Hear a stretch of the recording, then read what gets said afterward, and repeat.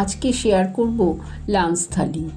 তার জন্য প্রথমে দিয়ে দিলাম সাদা ভাত, লেবু, লঙ্কা, ইলিশ মাছ ভাজা, কুমড়ো ভাজা আর কাতলা মাছের মাথা দিয়ে কুমড়ো ঘন্ট।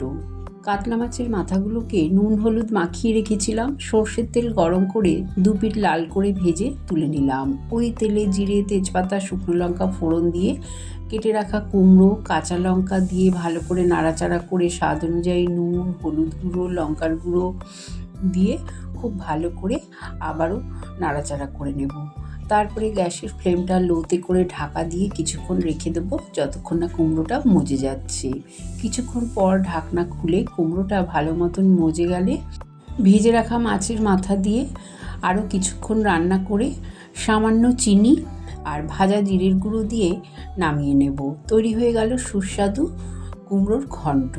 ইলিশ মাছ জিরে বাটা দিয়ে রসা করেছিলাম আর সঙ্গে টক দইও দিয়েছিলাম, আর বানিয়েছিলাম জলপাই দিয়ে টক ডাল। লাঞ্চ থালি ভালো লাগলে কমেন্ট করো।